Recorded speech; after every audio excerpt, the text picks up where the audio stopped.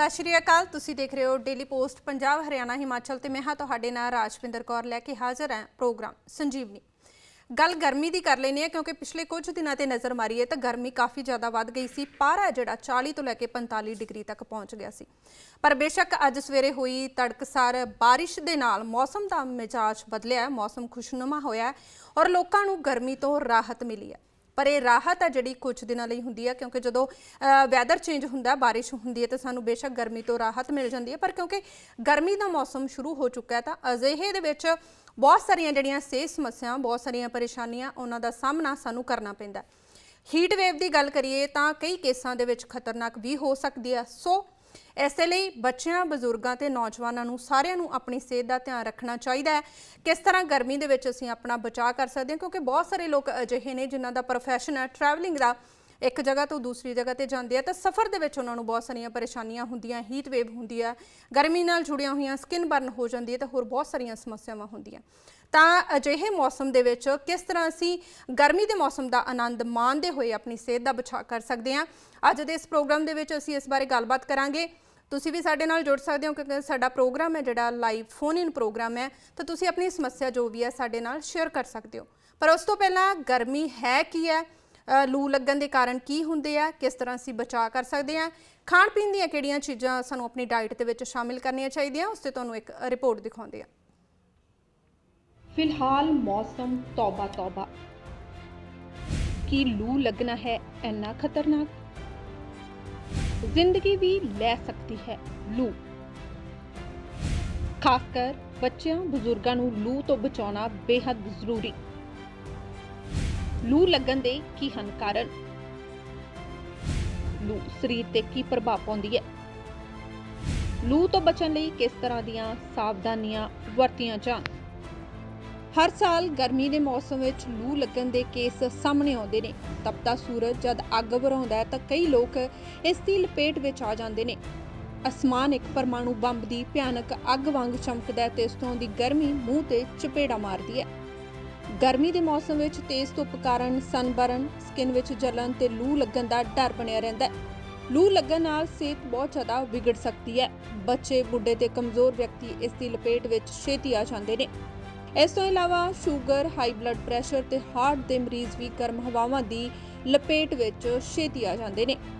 पसीने राही शरीर विचों काफ़ी पानी बाहर निकल जाता है। पानी की कमी पूरा करने लई जे पानी ते पीण वाले तरल मौके ते ना मिलते होण जां काम दे रुझेवें विच प्यास का ख्याल ही ना किया जाए तो डिहाइड्रेशन हो जाती है ते लू लग जाती है। इस नाल मौत भी हो सकती है। जब मुड़का आना बंद हो जाए तो शरीर का तापमान 104 डिग्री फारनहीट तो उपर हो जाए तो समझो कि बंदे नूं लू लग गई है। आम करके बजुर्ग, बच्चे, मजदूर ते यात्री इसका शिकार होंदे ने। जे बच्चा 12 दिनों तो छोटा होवे तो उहदे पसीने का पता ही नहीं लगता। इस करके गर्मियों में मावां नूं चाहीदा है कि छोटे बच्चों की चमड़ी नूं हथ लगा के देखदियां रहन कि पसीना आ रहा है, शरीर ज़्यादा गर्म तो नहीं। गर्मी के मौसम में जे किसी होर कारण करके पहला ही बुखार चढ़िया होवे तां भी लू लगन नाल मौत का खतरा वध जाता है। अजिहे व्यक्ति नूं तंदुरुस्तां नालों भी ज़्यादा पानी की लोड़ हुंदी है। सो अजिहे ये जानना बहुत ही जरूरी है कि किस तरह असी अपने आप नूं गर्मी के मौसम च बचा सकते हैं ते साडा खाण पीण किस तरह का होना चाहिए है, किन्हां चीज़ों तो परहेज़ करना चाहिए है। सो आओ जानते हैं कि की हन लू लगन के कारण ते किस तरह किया जा सकता है बचा। की हन लू लगन के कारण? पानी की घाट, गर्मियों में बाहर का खाना खाण करके घरों बाहर जाण तो पहला चंगी तरह खा पी के ना जाना, सारा दिन धुप च काम करना। लू शरीर ते की प्रभाव पाउंदी है? सिर दर्द, उल्टी आना, अखां अगे हनेरा आ जाना, चमड़ी का रुखा हो जाना, कमजोरी महसूस करना। लू तो बचण लई किस तरह दीयां सावधानियां वरतियां जाण? बाहर धुप विच जाण तो पहला अपने शरीर नूं सूती कपड़े नाल कवर जरूर करो। बाहर तो आउंदे ही कूलर ते एसी अगे ना बैठो। बाहरों आके एकदम ठंडा पानी ना पियो। पसीना सुक जाते ही पानी पियो। गर्मियों के दिनों च अपना ध्यान रखना बहुत ही जरूरी है। कुछ सावधानियां वरत के बचा किया जा सकता है। सनबर्न नूं दूर करने लई सनस्क्रीन, लोशन आदि वरतों की जा सकती है। पर लू तो खुद नूं बचाउण लई घर तो बाहर निकलण समय सावधानी रखो ते खाण पीण का ध्यान रखना भी बेहद जरूरी है। जी ਔਰ ਜਿਸ ਤਰ੍ਹਾਂ ਤੁਸੀਂ ਰਿਪੋਰਟ ਦੇ ਵਿੱਚ ਦੇਖਿਆ ਕਿ ਅਗਰ ਲੂ ਲੱਗ ਜਾਂਦੀ ਹੈ ਤਾਂ ਜੇਕਰ ਸਹੀ ਸਮੇਂ ਤੇ ਉਸ ਦਾ ਇਲਾਜ ਨਾ ਕੀਤਾ ਜਾਵੇ ਤਾਂ ਕਾਫੀ ਖਤਰਨਾਕ ਹੋ ਸਕਦੀ ਹੈ। ਬੱਚੇ ਬਜ਼ੁਰਗ ਜਿਹੜੀ ਇਸ ਦੀ ਲਪੇਟ ਵਿੱਚ ਜਲਦੀ ਆਉਂਦੇ ਨੇ। ਸੋ ਇਸ ਵਿਸ਼ੇ ਤੇ ਜਾਣਕਾਰੀ ਦੇਣ ਲਈ ਸਾਡੇ ਨਾਲ ਸਾਡੇ ਮਾਹਿਰ ਡਾਕਟਰ ਅਲਪਨਾ ਠਾਕੁਰ ਸਾਡੇ ਨਾਲ ਜੁੜ ਚੁੱਕੇ ਨੇ। ਮੈਮ, ਸਭ ਤੋਂ ਪਹਿਲਾਂ ਤੁਹਾਡਾ ਸਵਾਗਤ ਕਰਨਾ ਚਾਹਾਂਗੇ ਡੇਲੀ ਪੋਸਟ ਪੰਜਾਬ ਹਰਿਆਣਾ ਹਿਮਾਚਲ ਤੇ। ਥੈਂਕ ਯੂ ਜੀ ਮੈਮ, ਜਿਸ ਤਰ੍ਹਾਂ ਕਿ ਅੱਜ ਅਸੀਂ ਗੱਲ ਕਰ ਰਹੇ ਹਾਂ ਕਿ ਗਰਮੀਆਂ ਦਾ ਮੌਸਮ ਹੈ, ਜਦੋਂ ਆਉਂਦਾ ਤਾਂ ਆਪਣੇ ਨਾਲ ਬਹੁਤ ਸਾਰੀਆਂ ਸਿਹਤ ਸਮੱਸਿਆਵਾਂ ਲੈ ਕੇ ਆਉਂਦਾ। ਕਿਸ ਤਰ੍ਹਾਂ ਗਰਮੀਆਂ ਦੇ ਮੌਸਮ ਦਾ ਸਿਹਤ ਤੇ ਪ੍ਰਭਾਵ ਪੈਂਦਾ ਤੇ ਅਸੀਂ ਕਿਸ ਤਰ੍ਹਾਂ ਆਪਣਾ ਬਚਾਅ ਕਰ ਸਕਦੇ ਹਾਂ? ਸਭ ਤੋਂ ਪਹਿਲਾਂ ਤਾਂ ਗਰਮੀਆਂ ਵਿੱਚ ਡੀਹਾਈਡਰੇਸ਼ਨ ਹੋਣ ਦਾ ਖਤਰਾ ਜ਼ਿਆਦਾ ਹੁੰਦਾ ਹੈ। ਡੀਹਾਈਡਰੇਸ਼ਨ ਮਤਲਬ ਸਰੀਰ ਵਿੱਚ ਪਾਣੀ ਦੀ ਘਾਟ ਹੋਣਾ। ਇਹ ਗਰਮ ਐਟਮੋਸਫੇਅਰ ਵਿੱਚ ਰਹਿਣ ਕਰਕੇ ਵੀ ਤੇ ਬਹੁਤ ਜ਼ਿਆਦਾ ਪਸੀਨਾ ਆਉਣ ਕਰਕੇ, ਦੋਨਾਂ ਕਰਕੇ ਸਰੀਰ ਵਿੱਚ ਪਾਣੀ ਦੀ ਘਾਟ ਹੁੰਦੀ ਹੈ। ਜੀ, ਸਿਰਫ ਪਾਣੀ ਦੀ ਘਾਟ ਨਹੀਂ ਹੁੰਦੀ, ਕਿਉਂਕਿ ਜਿਹੜਾ ਸਾਡਾ ਪਸੀਨਾ ਹੈ ਉਹਦੇ ਵਿੱਚ ਪਾਣੀ ਦੇ ਨਾਲ ਨਾਲ ਹੋਰ ਇਲੈਕਟ੍ਰੋਲਾਈਟਸ ਵੀ ਲਾਸ ਹੁੰਦੇ ਨੇ। ਇਸ ਕਰਕੇ ਸਿਰਫ ਪਾਣੀ ਪੀਣ ਨਾਲ ਇਸ ਦੀ ਘਾਟ ਪੂਰੀ ਨਹੀਂ ਹੁੰਦੀ। ਜੋ ਵੀ ਤੁਸੀਂ ਪੀਂਦੇ ਹੋ ਉਹਦੇ ਵਿੱਚ ਕੁਝ ਇਲੈਕਟ੍ਰੋਲਾਈਟਸ ਜ਼ਰੂਰ ਹੋਣੇ ਚਾਹੀਦੇ, ਜਿਵੇਂ ਕਿ ਨਮਕ, ਚੀਨੀ ਜਾਂ ਕੁਝ ਹੋਰ, ਜਿਹਦੇ ਨਾਲ ਕਿ ਇਸ ਦੀ ਘਾਟ ਪੂਰੀ ਹੋ ਸਕਦੀ। ਜੀ, ਔਰ ਮੈਮ, ਜਿਸ ਤਰ੍ਹਾਂ ਤੁਸੀਂ ਕਿਹਾ ਕਿ ਇਹ ਵਾਲੀਆਂ ਚੀਜ਼ਾਂ ਦਾ ਸਾਨੂੰ ਧਿਆਨ ਰੱਖਣਾ ਚਾਹੀਦਾ, ਖਾਸ ਕਰਕੇ ਜੇਕਰ ਆਪਾਂ ਉਹਨਾਂ ਦੀ ਗੱਲ ਕਰੀਏ ਜਿਨ੍ਹਾਂ ਦਾ ਕੰਮ ਹੈ ਟਰੈਵਲਿੰਗ ਦਾ, ਇੱਕ ਜਗ੍ਹਾ ਤੋਂ ਦੂਸਰੀ ਜਗ੍ਹਾ ਟਰੈਵਲ ਕਰਨਾ, ਜਾਂ ਸਕੂਲੀ ਬੱਚਿਆਂ ਦੀ ਗੱਲ ਕਰ ਲਈਏ, ਕਿਉਂਕਿ ਜਦ ਛੁੱਟੀ ਦਾ ਟਾਈਮ ਹੁੰਦਾ ਤਾਂ ਧੁੱਪ ਹੈ ਜਿਹੜੀ ਸਿਖਰ ਤੇ ਹੁੰਦੀ ਆ, ਤਾਂ ਫਿਰ ਉਹਨਾਂ ਨੂੰ ਕਿਸ ਤਰ੍ਹਾਂ ਦੀਆਂ ਸਾਵਧਾਨੀਆਂ ਆਪਣੇ ਰੋਜ਼ਾਨਾ ਦੇ ਜੀਵਨ ਦੇ ਵਿੱਚ ਵਰਤਣੀਆਂ ਚਾਹੀਦੀਆਂ? ਇੱਕ ਤਾਂ ਟਰੈਵਲਿੰਗ ਵੇਲੇ ਹਮੇਸ਼ਾ ਆਪਣੇ ਨਾਲ ਫਲੂਇਡਸ ਲੈ ਕੇ ਚੱਲਣਾ ਹੈਗਾ। ਪਾਣੀ ਦੀ ਬੋਟਲ ਹੋਵੇ, ਜਾਂ ਪਾਣੀ ਨਹੀਂ ਤੁਸੀਂ ਨਾਰੀਅਲ ਪਾਣੀ ਪੀ ਸਕਦੇ ਹੋ। ਜੇ ਤੁਸੀਂ ਵਾਟਰ ਨਹੀਂ ਕੈਰੀ ਕਰ ਰਹੇ ਤਾਂ ਕਿਤੇ ਵੀ ਜਿਵੇਂ ਨੈਚੁਰਲ ਸੋਰਸਸ, ਨਿੰਬੂ ਪਾਣੀ, ਨਾਰੀਅਲ ਪਾਣੀ ਤੁਸੀਂ ਰੁਕ ਕੇ ਲੈ ਸਕਦੇ ਹੋ। ਜੇ ਤੁਸੀਂ ਬਿਨਾਂ ਪਾਣੀ ਤੋਂ ਲੰਬਾ ਟਾਈਮ ਟਰੈਵਲ ਕਰੋਗੇ ਤਾਂ ਨੁਕਸਾਨ ਹੋਏਗਾ। ਜੇ if you are travelling on a two wheeler specially, ਜੇ ਜਿਵੇਂ ਛੱਤ ਨਹੀਂ ਹੈਗੀ ਜਾਂ ਤੁਸੀਂ ਬੱਸ ਜਾਂ ਕਾਰ 'ਚ ਟਰੈਵਲ ਕਰ ਰਹੇ ਹੋ ਤਾਂ ਫਿਰ ਵੀ ਠੀਕ ਹੈ, ਪਰ ਜੇ ਤੁਸੀਂ ਟੂ ਵੀਲਰ ਤੇ ਟਰੈਵਲ ਕਰ ਰਹੇ ਹੋ ਤੇ ਸਿਰ ਨੂੰ ਬਚਾਉਣਾ ਬਹੁਤ ਜ਼ਰੂਰੀ ਹੈ। ਸਿਰ ਤੋਂ ਬਹੁਤ ਹੀਟ ਗੇਨ ਹੁੰਦੀ ਹੈ, ਇਸ ਕਰਕੇ ਆਪਣਾ ਫੇਸ, ਆਪਣੀ ਸਕਿਨ ਕਵਰ ਕਰਕੇ ਰੱਖੋ। ਸਿਰ ਨੂੰ ਵੀ ਜ਼ਰੂਰ ਕਵਰ ਕਰਕੇ ਰੱਖੋ, ਜਿਹਦੇ ਤੋਂ ਕਿ ਹੀਟ ਘੱਟ ਤੁਸੀਂ ਲਓ ਤੇ ਉਹਦੇ ਨਾਲ ਵੀ ਲੂ ਦੇ ਪ੍ਰਭਾਵ ਤੋਂ ਬਚਿਆ ਜਾ ਸਕਦਾ ਹੈ। ਦੂਸਰੀ ਗੱਲ, ਸਕੂਲੀ ਬੱਚੇ ਜਿਹੜੇ ਜਾਂਦੇ ਨੇ ਉਹਨਾਂ ਨੂੰ ਵੀ ਵਾਟਰ ਬੋਟਲਸ ਨਾਲ ਦਿਓ, ਤੇ ਫੋਕੇ ਪਾਣੀ ਦੀ ਬਜਾਏ ਜੇ ਤੁਸੀਂ ਕੁਝ ਹੋਰ ਬੱਚੇ ਨੂੰ ਦੇ ਸਕਦੇ ਹੋ, ਜਿਵੇਂ ਲੱਸੀ ਬਣਾ ਕੇ ਦੇ ਦਿਓ ਜਾਂ ਨਿੰਬੂ ਪਾਣੀ ਬਣਾ ਕੇ ਦੇ ਦਿਓ ਜਾਂ ਨਾਰੀਅਲ ਪਾਣੀ, ਜੋ ਵੀ ਬੱਚਾ ਪਸੰਦ ਕਰਦਾ ਹੈ, ਉਹਦੇ ਨਾਲ ਇਲੈਕਟ੍ਰੋਲਾਈਟਸ ਵੀ ਨਾਲ ਮਿਲਦੇ ਰਹਿੰਦੇ ਨੇ, ਜਿਹਦੇ ਨਾਲ ਕਿ ਇਹ ਸਭ ਇੰਸਟੈਂਸਸ ਘੱਟ ਹੋ ਜਾਂਦੇ ਨੇ। ਜੀ, ਔਰ ਡਾਕਟਰ ਸਾਹਿਬ, ਜਿਸ ਤਰ੍ਹਾਂ ਤੁਸੀਂ ਇਹ ਕਿਹਾ ਕਿ ਸਿੰਪਲ ਪਾਣੀ ਦੀ ਬਜਾਏ ਆਪਾਂ ਹੋਰ ਚੀਜ਼ਾਂ ਵੀ ਨਾਲ ਦੇ ਸਕਦੇ ਹਾਂ, ਜਿਸ ਤਰ੍ਹਾਂ ਲੱਸੀ ਹੋ ਗਿਆ ਜਾਂ ਜੂਸ ਹੋ ਗਿਆ, ਜਿਸ ਤਰ੍ਹਾਂ ਕਿਹਾ ਜਾਂਦਾ ਹੈ ਕਿ ਪਾਣੀ ਦੇ ਜਿਹੜੇ 8 ਤੋਂ 10 ਗਲਾਸ ਜ਼ਰੂਰ ਪੀਣੇ ਚਾਹੀਦੇ, ਕਿ ਇਹਨਾਂ ਦੇ ਵਿੱਚ ਅਸੀਂ ਜਿਹੜੇ ਹੋਰ ਲਿਕੁਇਡ ਹੈ ਉਹਨਾਂ ਦੀ ਕੁਆਂਟੀਟੀ ਵੀ ਸ਼ਾਮਿਲ ਕਰਦੇ ਹਾਂ। ਔਰ ਗਰਮੀ ਦੇ ਵਿੱਚ ਖਾਸ ਕਰਕੇ ਗੱਲ ਕਰੀਏ ਤਾਂ ਕਿੰਨਾ ਪਾਣੀ ਪੀਣਾ ਸਾਡੇ ਲਈ ਬੇਹੱਦ ਲਾਜ਼ਮੀ ਹੈ? ਗਰਮੀਆਂ ਦੇ ਵਿੱਚ ਹੀ ਡਿਪੈਂਡ ਕਰਦਾ ਹੈ। ਜੇ ਤੁਸੀਂ ਇਨਡੋਰ ਵਰਕ ਕਰੋ, ਤੁਸੀਂ ਹਮੇਸ਼ਾ ਠੰਡੀ ਜਗ੍ਹਾ ਤੇ ਰਹਿੰਦੇ ਹੋ, ਤਾਂ 8 ਤੋਂ 10 ਗਲਾਸ ਪਾਣੀ ਠੀਕ ਹੈਗਾ। ਪਰ ਜੇ ਤੁਸੀਂ ਆਊਟਡੋਰ ਵਰਕ ਕਰੋ, ਟਰੈਵਲ ਕਰਦੇ ਹੋ, ਬਹੁਤ ਸਵੈਟਿੰਗ ਹੁੰਦੀ ਹੈ, ਜਾਂ ਤੁਹਾਡਾ ਕੰਮ ਮਿਹਨਤ ਵਾਲਾ ਹੈ ਜਿਹਦੇ ਨਾਲ ਤੁਹਾਨੂੰ ਜ਼ਿਆਦਾ ਪਸੀਨਾ ਆਉਂਦਾ ਹੈ, ਤਾਂ ਫਿਰ ਜਿੰਨਾ ਪਸੀਨਾ ਆਉਂਦਾ ਹੈ ਉਹਦੇ ਹਿਸਾਬ ਨਾਲ ਵਾਟਰ ਇਨਟੇਕ ਵਧਾਉਣਾ ਹੈਗਾ। ਆਊਟਡੋਰ ਵਰਕਰਸ ਨੂੰ ਸਪੈਸ਼ਲੀ, ਜਿਹੜੇ ਕਿ ਟਰੈਵਲ ਕਰਦੇ ਨੇ, ਉਹਨਾਂ ਨੂੰ 2 ਤੋਂ 4 ਗਲਾਸ ਐਕਸਟਰਾ ਪਾਣੀ ਵਿਦ ਇਲੈਕਟ੍ਰੋਲਾਈਟਸ, ਮਤਲਬ ਵਿੱਚ ਨਮਕ, ਚੀਨੀ ਜਾਂ ਕੁਝ ਪਾ ਕੇ, ORS ਦਾ ਪਾਊਡਰ, ਗਲੂਕੋਜ਼, ਕੁਝ ਵੀ ਨਾਲ ਐਕਸਟਰਾ ਜ਼ਰੂਰ ਲੈਣਾ ਚਾਹੀਦਾ ਹੈ। ਡਾਕਟਰ ਸਾਹਿਬ, ਜਿਸ ਤਰ੍ਹਾਂ ਤੁਸੀਂ ਡੀਹਾਈਡਰੇਸ਼ਨ ਦੀ ਗੱਲ ਕੀਤੀ ਸੀ ਕਿ ਗਰਮੀਆਂ ਦੇ ਵਿੱਚ ਡੀਹਾਈਡਰੇਸ਼ਨ ਦੀ ਵੱਡੀ ਸਮੱਸਿਆ ਨਾ, ਇਸ ਤੋਂ ਬਿਨਾਂ ਜੇਕਰ ਇਹਦੀਆਂ ਹੋਰ ਸਮੱਸਿਆਵਾਂ ਦੇਖੀਏ ਤਾਂ ਕਿਸ ਤਰ੍ਹਾਂ ਸਾਡੇ ਜਿਹੜੀ ਬਾਡੀ ਤੇ ਇਫੈਕਟ ਪਾਉਂਦੀਆਂ, ਹੋਰ ਕਿਹੜੀਆਂ-ਕਿਹੜੀਆਂ ਸਮੱਸਿਆਵਾਂ ਇਹਦੇ ਨਾਲ ਜੁੜੀਆਂ ਹੋ ਸਕਦੀਆਂ? ਗਰਮੀ ਵਿੱਚ ਮੋਸਟ ਕਾਮਨਲੀ, ਜੇ ਅਸੀਂ ਬਾਹਰ ਰਹਿੰਦੇ ਹਾਂ ਬਹੁਤ ਟਾਈਮ, ਜਿਵੇਂ ਮੈਂ ਕਿਹਾ ਬਿਨਾਂ ਸਿਰ ਤੇ ਮੂੰਹ ਢੱਕੇ, ਤਾਂ ਹੀਟ ਸਟ੍ਰੋਕ ਹੋਣ ਦੇ ਬਹੁਤ ਚਾਂਸਸ ਹੁੰਦੇ ਨੇ, ਸਪੈਸ਼ਲੀ ਛੋਟੇ ਬੱਚਿਆਂ ਨੂੰ ਹੋ ਜਾਂਦੀ ਹੈ।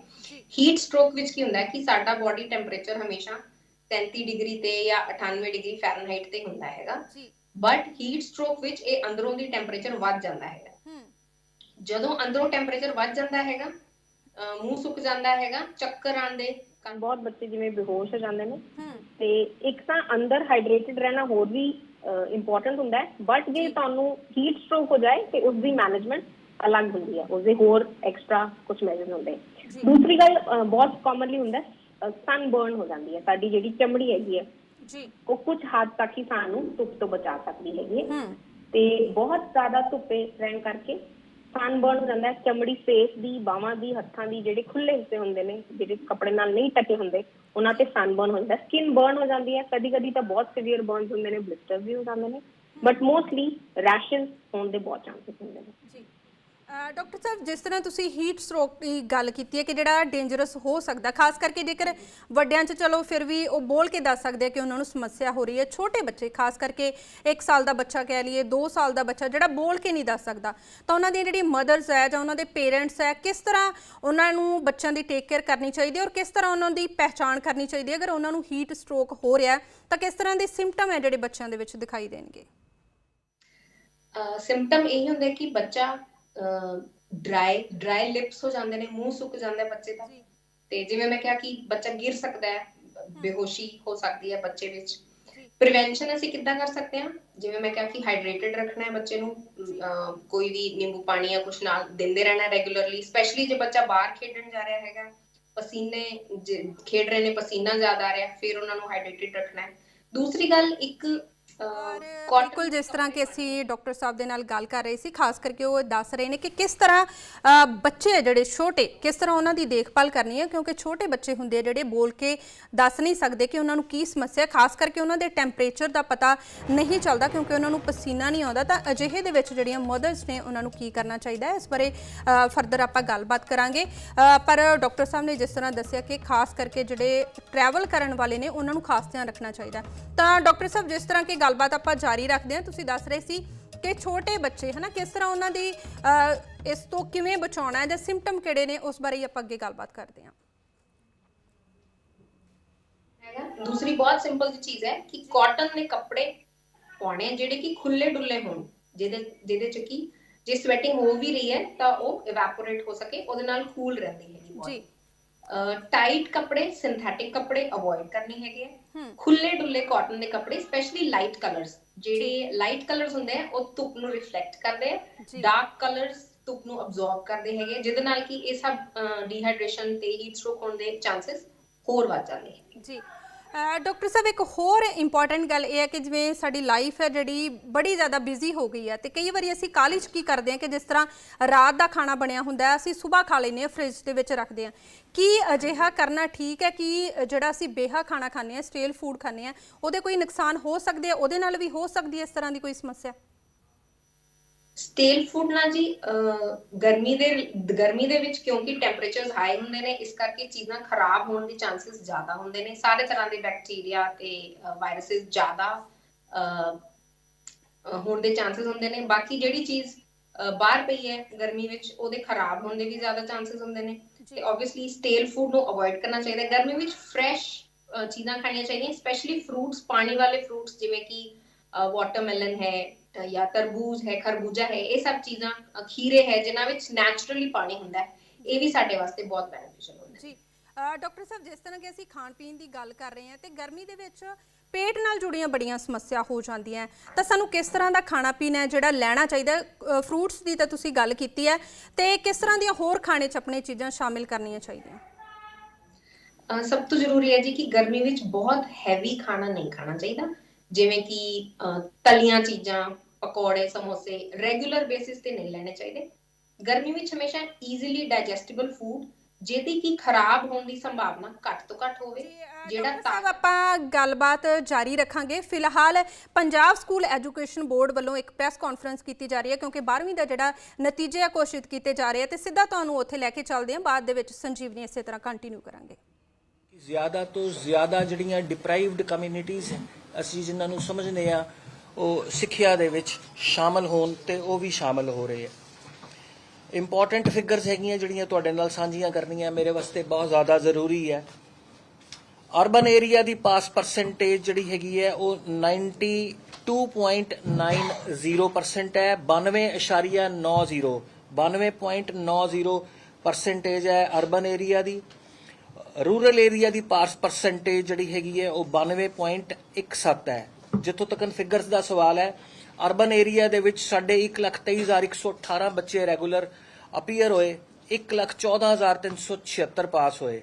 ਉਸੇ ਤਰ੍ਹਾਂ ਪਿੰਡਾਂ ਦੇ ਇਲਾਕਿਆਂ 'ਚ, ਦਿਹਾਤੀ ਇਲਾਕਿਆਂ ਦੇ ਵਿੱਚ 1,73,591 स्टूडेंट अपीयर होए और 1,60,002 स्टूडेंट पास होए। सो इंपॉर्टेंट गल जिहड़ी देखण दे विच आई है कि पिंडां दे साडे विद्यार्थी किधरे भी अर्बन एरिया दे विद्यार्थियों तो पिछे नहीं हैगे, क्योंकि मैं जिहड़ी परसेंटेज है 1 2 3 4% ये जिहड़े हैगे है वो स्टैटिस्टिकल जिहड़े हैगे है वो डिफरेंसिस कोई मायने बहुत ज़्यादा नहीं रखते हैगे। सरकारी स्कूलों की परफॉर्मेंस भी बहुत वधिया रही है। 2,01,747 स्टूडेंट अपीयर होए, 1,85,320 स्टूडेंट्स ने एग्जामिनेशन नू पास किया। इन्हां दी पास परसेंटेज 91.86% है, 91.86% है। बहुत अच्छा रिजल्ट है गवर्नमेंट स्कूल्स का। उस तरह नॉन गवर्नमेंट स्कूल्स की पास परसेंटेज 94.77 94.77% है। एडिड स्कूल की पास परसेंटेज जिहड़ी हैगी है वो 91.03% है। 91.03% जिहड़ी है एडिड स्कूल्स दी है। सो मैं जिहड़ी चीज़ नोट कर रहा हैगा ਉਹਦੇ ਚ है कि साडे गवर्नमेंट स्कूल की पास परसेंटेज ਜਿਹੜੇ ਸਾਡੇ एडिड स्कूल्स की पास परसेंटेज है ਉਹਦੇ ਤੋਂ ਬਿਹਤਰ ਹੈਗੀ ਹੈ। ਉਸੇ ਤਰ੍ਹਾਂ ਸਾਡੇ ਜਿਹੜੇ ਨॉन ਗਵਰਨਮੈਂਟ ਸਕੂਲਸ ਹੈ ਉਹਨਾਂ ਦੀ ਵੀ ਪਾਸ ਪਰਸੈਂਟੇਜ एडिड ਸਕੂਲਸ ਤੋਂ ਬਿਹਤਰ ਹੈਗੀ ਹੈ। ਸੋ ਇੱਕ ਕੁਆਲੀਟੇਟਿਵ ਡਿਫਰੈਂਸ ਮੈਂ ਨੋਟ ਕਰ ਰਿਹਾ ਹੈਗਾ। ਉਸੇ ਤਰ੍ਹਾਂ ਹੀ ਮੈਂ ਕੁਝ ਹੋਰ ਚੀਜ਼ ਸਾਂਝੀ ਕਰਾਂਗਾ। ਸਾਲ 2019 ਦੇ ਵਿੱਚ, ਕਿਉਂਕਿ ਪਾਸਟ ਕੰਪੈਰੀਜ਼ਨ ਕਈ ਵਾਰੀ ਸਾਡੇ ਦੋਸਤ ਇੰਟਰਸਟਿਡ ਹੁੰਦੇ ਆ ਗੱਲ ਕਰਨ ਦੇ ਵਿੱਚ, 2019 ਦੇ ਵਿੱਚ ਜੋ ਮੇਰੇ ਕੋਲ ਡਾਟਾ ਹੈਗਾ ਉਹਦੇ ਮੁਤਾਬਿਕ 2,69,228 विद्यार्थी अपीयर होए, 2,32,639 विद्यार्थी पास होए। पास परसेंटेज 86.41% सी। उस तरह 21 दे विच 2,92,663 अपीयर होए, 2,82,349 पास होए। पास परसेंटेज 96.48% सी। 2022 दे विच 3,16,852 अपीयर होए। पास इन्हां चों 3,04,138 पास होए। पास परसेंटेज 95.99% नोट की गई। जिहड़ा रिजल्ट असी प्रेजेंट डिक्लेयर करन जा रहे हैं ਉਹਦੇ ਵਿੱਚ 2,96,709 स्टूडेंट अपीयर होए और 2,74,378 स्टूडेंट पास होए। पास परसेंटेज 92.47% नोट की गई हैगी। उस तरह ही इस एग्जामिनेशन दे विच 3,637 स्टूडेंट क्लीयर नहीं कर सके, जिहदी बहुत माइनर जी परसेंटेज है, 1.2258% है। उस तरह कंपार्टमेंट दे विच 18,569 स्टूडेंट आए दे ने, यह भी परसेंटेज 6.2583% है।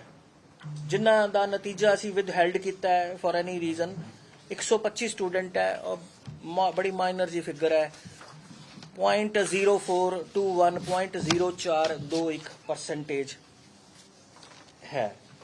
जितों तक स्ट्रीम्स का सवाल है, कॉमर्स दे विच पास परसेंटेज जिहड़ी हैगी है 98.30% है।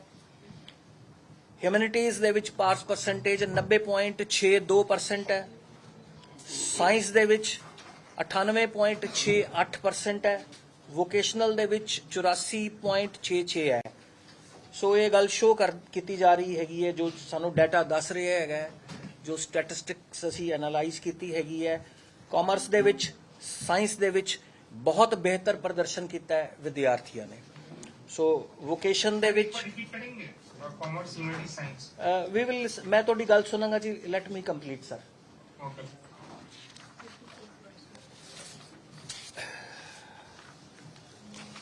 उस तरह ही असी ओपन स्कूल का भी रिजल्ट डिक्लेयर करन जा रहे हैं। यह मैं तुहाडे नाल जिहड़े पहले फिगर्स सांझियां कीतियां सारियां, यह फिगर्स रेगुलर स्ट्रीम ते दे विच सी। ओपन जी, और पंजाब स्कूल एजुकेशन बोर्ड वालों 12वीं के नतीजे बारे दस्या जा रहा सी और पास प्रतिशत कितनी है उसके बारे भी उन्होंने वालों गलबात की गई है। संजीवनी प्रोग्राम उस तरह कंटिन्यू करते हैं। डॉक्टर अल्पना ठाकुर साडे नाल जुड़े हुए हैं। तो डॉक्टर साहब, जिस तरह कि असी पेट नाल संबंधित समस्यावां की गल कर रहे सी, क्योंकि गर्मी के दिन है, हैजे की गल करिए, डायरिया की गल करिए, कॉमन जी प्रॉब्लम है, तो किस तरह का खाना पीना साडा गर्मियों के दिनों में होना चाहिए और किहड़ियां चीज़ां खाणियां चाहिए खास करके, और किहड़ियां चीज़ां नूं सानूं अवॉइड करना चाहिए? ਦੇਖੋ ਜੀ, ਜਿਵੇਂ ਮੈਂ ਤੁਹਾਨੂੰ ਦੱਸ ਰਹੀ ਸੀ, ਹੈਵੀ ਫੂਡਸ, ਆਇਲੀ ਫੂਡਸ, ਤਲੇ ਹੋਈਆਂ ਚੀਜ਼ਾਂ ਨੂੰ ਘੱਟ ਤੋਂ ਘੱਟ ਖਾਣਾ ਹੈ। ਫਰੈਸ਼ ਚੀਜ਼ ਹਮੇਸ਼ਾ ਖਾਣ ਦੀ ਕੋਸ਼ਿਸ਼ ਕਰਨੀ ਹੈ, ਕਿਉਂਕਿ ਜਿਵੇਂ ਮੈਂ ਦੱਸਿਆ ਕਿ ਗਰਮੀਆਂ ਵਿੱਚ ਬੈਕਟੀਰੀਆ ਤੇ ਵਾਇਰਸ ਦੋਨਾਂ ਦੀ ਜਿਨ੍ਹਾਂ ਦਾ ਡਾਇਰੀਆ ਹੁੰਦਾ ਹੈ, ਦੋਨਾਂ ਦੀ ਪਰਸੈਂਟੇਜ ਜ਼ਿਆਦਾ ਹੁੰਦੀ ਹੈ। ਜੀ ਰਿਗਾਰਡਿੰਗ ਫਰੈਸ਼ ਫਰੂਟਸ, ਜਿਵੇਂ ਮੈਂ ਕਿਹਾ, ਪਾਣੀ ਵਾਲੀ ਚੀਜ਼ ਲੈਣ ਦੀ ਕੋਸ਼ਿਸ਼ ਕਰੋ ਹਮੇਸ਼ਾ। ਫਰੂਟਸ ਜਾਂ ਵੈਜੀਟੇਬਲਸ ਜਿਨ੍ਹਾਂ ਵਿੱਚ ਨੈਚੁਰਲੀ ਪਾਣੀ ਹੁੰਦਾ ਹੈਗਾ, ਜੀ ਉਹ ਜ਼ਿਆਦਾ ਲੈਣ ਦੇ ਨਾਲ ਡੀਹਾਈਡਰੇਸ਼ਨ ਤੇ ਹੀਟ ਸਟ੍ਰੋਕ ਦੇ ਖਤਰੇ ਤੋਂ ਵੀ ਬਚਿਆ ਜਾਂਦਾ ਹੈ, ਜੀ ਤੇ ਡਾਇਰੀਆ ਤੋਂ ਵੀ course we can prevent it. ਬਿਲਕੁਲ, ਡਾਕਟਰ ਸਾਹਿਬ ਨੇ ਜਿਸ ਤਰ੍ਹਾਂ ਦੱਸਿਆ ਕਿ ਖਾਣ ਪੀਣ ਦਾ ਖਾਸ ਕਰਕੇ ਗਰਮੀਆਂ ਦੇ ਦਿਨਾਂ ਵਿੱਚ ਧਿਆਨ ਜ਼ਰੂਰ ਰੱਖਣਾ ਚਾਹੀਦਾ ਹੈ, ਤਾਂ ਹੀ ਤੁਸੀਂ ਆਪਣੀ ਸਿਹਤ ਹੈ ਜਿਹੜੀ ਸਹੀ ਰੱਖ ਸਕਦੇ ਹੋ, ਸਿਹਤਮੰਦ ਰਹਿ ਸਕਦੇ ਹੋ। ਡਾਕਟਰ ਸਾਹਿਬ, ਜੇਕਰ ਸੀਜ਼ਨਲ ਫਲੂ ਦੀ ਗੱਲ ਕਰੀਏ ਤਾਂ ਸਮ ਟਾਈਮ ਹੁੰਦਾ ਕਿ ਕਾਫੀ ਜ਼ਿਆਦਾ ਲੋਕ ਹੈ, ਜਿਵੇਂ ਫੈਮਿਲੀ 'ਚ ਦੇਖੀਏ ਤਾਂ 2-2 3-3 ਲੋਕ ਹੈ ਜਿਹੜੇ ਬਿਮਾਰ ਹੁੰਦੇ ਆ, ਤਾਂ ਕਿਸ ਤਰ੍ਹਾਂ ਬਚਾਅ ਕੀਤਾ ਜਾਵੇ ਆਪਣਾ? ਸੀਜ਼ਨਲ ਫਲੂ ਜੀ ਬਹੁਤ ਕੰਟੇਜੀਅਸ ਹੁੰਦਾ ਹੈ। ਜੇ ਫੈਮਿਲੀ 'ਚ ਇੱਕ ਜਣੇ ਨੂੰ ਹੋ ਜੇ ਤਾਂ ਮੋਸਟ ਪ੍ਰੋਬੇਬਲ ਹੈਗਾ ਕਿ ਬਾਕੀ ਸਾਰਿਆਂ ਨੂੰ ਵੀ ਨਾਲ ਹੋ ਸਕਦਾ ਹੈ। ਸੀਜ਼ਨਲ ਫਲੂ ਨੂੰ ਪ੍ਰੀਵੈਂਟ ਕਰਨ ਵਾਸਤੇ ਇੱਕ, ਜਿਵੇਂ ਮੈਂ ਕਿਹਾ, ਕਿ ਇਮਿਊਨਿਟੀ ਆਪਣੀ ਸਟਰੋਂਗ ਰੱਖਣੀ ਚਾਹੀਦੀ ਹੈ, ਹੈਲਦੀ ਫਰੂਟਸ ਲੈਣੇ ਚਾਹੀਦੇ ਹੈਗੇ, ਵਿਟਾਮਿਨ ਸੀ ਰਿਚ ਡਾਈਟ ਲੈਣੀ ਚਾਹੀਦੀ ਹੈ। ਇਹਦੇ ਨਾਲ ਫਲੂ ਘੱਟ ਹੁੰਦਾ ਹੈ। ਉਸ ਤੋਂ ਇਲਾਵਾ ਜੇ ਕਿਸੇ ਨੂੰ ਹੋ ਗਿਆ ਫਲੂ ਹੋ ਗਿਆ ਤੇ ਫਿਰ ਉਹਨਾਂ ਨੂੰ ਡਾਕਟਰ ਦੀ ਸਲਾਹ ਲੈ ਕੇ ਟ੍ਰੀਟਮੈਂਟ ਲੈਣੀ ਚਾਹੀਦੀ ਹੈ। ਤੇ ਹਾਈਡਰੇਟਿਡ ਰਹਿਣਾ ਫਲੂ ਵਿੱਚ ਵੀ ਬਹੁਤ ਇੰਪੋਰਟੈਂਟ ਹੈ, ਕਿਉਂਕਿ ਜੇ ਕਿਸੇ ਨੂੰ ਫੀਵਰ ਆ ਰਿਹਾ ਹੈ, ਉਹ ਵੀ ਇੰਨੀ ਗਰਮੀ ਵਿੱਚ, ਤੇ ਉਹਦੇ ਵਾਸਤੇ ਡਬਲ ਖਤਰਨਾਕ ਹੋ ਸਕਦਾ ਹੈ, ਕਿਉਂਕਿ ਆਲਰੇਡੀ ਗਰਮੀ ਬਹੁਤ ਹੈ ਤੇ ਉਤੋਂ ਦੀ ਜੇ ਫੀਵਰ ਵੀ ਹੋਵੇ ਤਾਂ ਡੀਹਾਈਡਰੇਸ਼ਨ ਦੇ ਚਾਂਸਸ ਹੋਰ ਵੱਧ ਜਾਂਦੇ ਹੈ ਜੀ। ਬਾਕੀ ਫਲੂ ਵਿੱਚ ਕੰਟੈਕਟ ਪ੍ਰੀਕਾਸ਼ਨਸ ਰੱਖਣੇ ਚਾਹੀਦੇ ਨੇ। ਇੱਕੋ ਹੀ ਰੂਮ ਵਿੱਚ ਨਹੀਂ ਬੈਠਣਾ, ਕਿਉਂਕਿ 에ਅਰ ਕੰਡੀਸ਼ਨਸ ਚੱਲਦੇ ਨੇ, ਰੂਮਸ ਬੰਦ ਹੁੰਦੇ ਨੇ, ਉਸ ਗੱਲ ਦਾ ਖਿਆਲ ਰੱਖਣਾ ਹੈਗਾ। ਦੂਸਰੀ ਗੱਲ, ਸ਼ੇਅਰ ਕਰਨੇ ਯੂਟੈਂਸਿਲਸ ਜਾਂ ਸ਼ੇਅਰ ਕਰਨੇ ਟਾਵਲਸ ਵਗੈਰਾ ਨਹੀਂ ਸ਼ੇਅਰ ਕਰਨੇ ਹੈਗੇ ਇੱਕ ਦੂਸਰੇ ਦੇ। ਜੇ ਕਿਸੇ ਨੂੰ ਫਲੂ ਹੋ ਗਿਆ ਹੈ ਤੇ ਉਸ ਦੀ ਕਰੈਕਟ ਟ੍ਰੀਟਮੈਂਟ ਲੈਣੀ ਹੈ ਜੀ। ਡਾਕਟਰ ਸਾਹਿਬ, ਅਗਰ ਹੀਟ ਵੇਵ ਦੀ ਗੱਲ ਕਰੀਏ ਤਾਂ ਕਿਹਾ ਜਾਂਦਾ ਕਿ ਬੱਚਿਆਂ ਤੇ ਬਜ਼ੁਰਗਾਂ ਤੇ ਜ਼ਿਆਦਾ ਇਹਦਾ ਅਸਰ ਹੁੰਦਾ, ਤਾਂ ਅਜਿਹੇ ਦੇ ਵਿੱਚ ਬੱਚਿਆਂ ਦੀ, ਕਿਉਂਕਿ ਅਸੀਂ ਆਲਰੇਡੀ ਗੱਲ ਕਰ ਚੁੱਕੇ ਹਾਂ, ਤਾਂ ਬਜ਼ੁਰਗਾਂ ਨੂੰ ਆਪਣੀ ਕਿਸ ਤਰ੍ਹਾਂ ਦੇਖਭਾਲ ਕਰਨੀ ਚਾਹੀਦੀ ਹੈ? ਬਜ਼ੁਰਗਾਂ ਨੂੰ ਜੀ, ਜਿਵੇਂ ਮੈਂ ਕਿਹਾ ਕਿ ਕਾਟਨ ਦੇ ਪੂਰੀਆਂ ਬਾਹਾਂ ਦੇ ਕਲੋਥਸ ਪਾਣੇ ਚਾਹੀਦੇ, ਜਿਹੜੇ ਕਿ ਖੁੱਲੇ ਹੋਣ, ਜਿਨ੍ਹਾਂ ਨਾਲ ਕਿ ਬਜ਼ੁਰਗਾਂ ਤੇ ਬੱਚਿਆਂ ਵਿੱਚ ਪਸੀਨਾ ਘੱਟ ਹੋਣ ਕਰਕੇ ਸਾਨੂੰ ਜਿਵੇਂ ਪਤਾ ਨਹੀਂ ਚੱਲਦਾ ਕਿ ਕਿੰਨਾ ਵਾਟਰ ਲਾਸ ਹੋ ਗਿਆ, ਤੇ ਇਸ ਕਰਕੇ ਜ਼ਿਆਦਾ ਪ੍ਰੋਨ ਹੁੰਦੇ ਨੇ। ਪਰ ਹਾਈਡਰੇਟਿਡ ਰਹਿਣਾ ਜ਼ਰੂਰੀ ਹੈ। ਬਹੁਤ ਤੇਜ਼ ਧੁੱਪ ਵਿੱਚ ਜੇ ਨਾ ਬਾਹਰ ਨਿਕਲਿਆ ਜਾਵੇ ਤਾਂ ਬਹੁਤ ਅੱਛਾ ਹੈ, ਤੇ ਜੇ ਜਾਣਾ ਵੀ ਪਵੇ ਤਾਂ ਜਿਵੇਂ ਮੈਂ ਕਿਹਾ, ਸਿਰ ਨੂੰ ਢੱਕ ਕੇ, ਫੇਸ ਨੂੰ ਢੱਕ ਕੇ ਜਾਣਾ ਹੈਗਾ। ਤੇ ਜੇ ਨਹੀਂ ਕੱਪੜਾ ਬੰਨਣਾ ਪਸੰਦ ਕਰਦੇ, ਕੱਪੜਾ ਬੰਨ ਸਕਦੇ ਹੋ, ਨਹੀਂ ਤਾਂ ਫਿਰ ਅੰਬ੍ਰੈਲਾ ਲੈ ਕੇ ਵੱਡਿਆਂ ਨੂੰ ਜਾਣਾ ਚਾਹੀਦਾ ਹੈ, ਬਜ਼ੁਰਗਾਂ ਨੂੰ ਤੇ ਬੱਚਿਆਂ ਨੂੰ।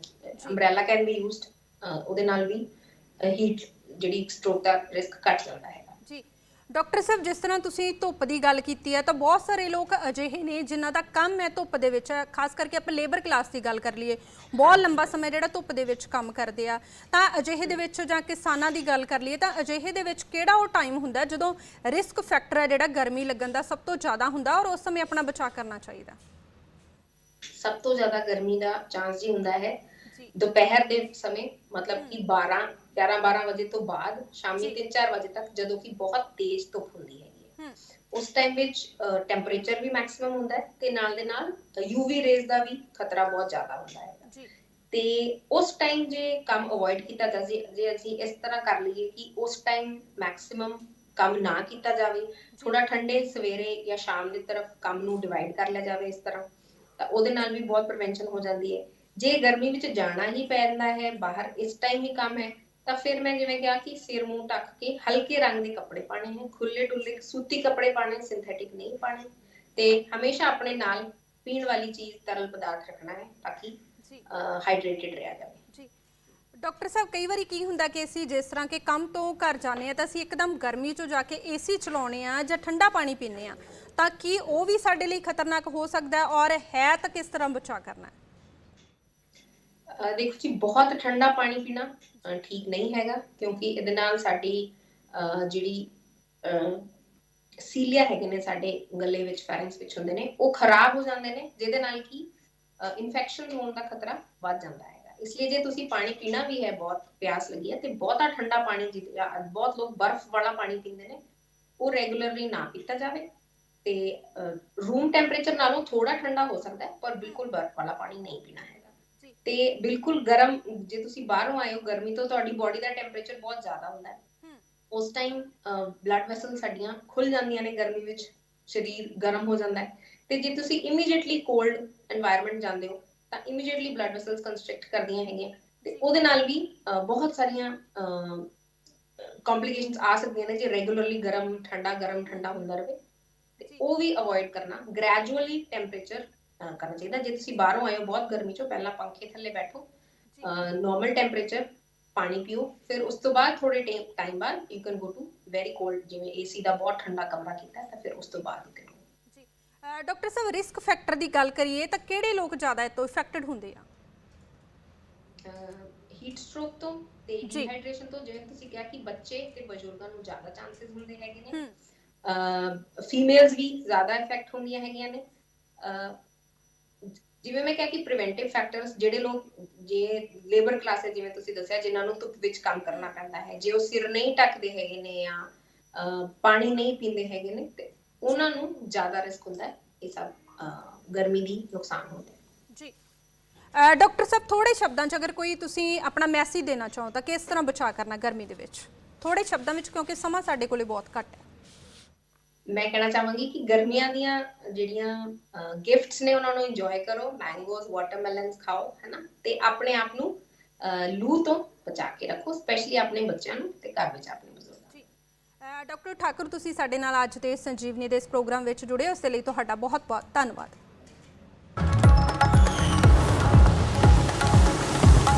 Daily Post, Punjab, Haryana, Himachal.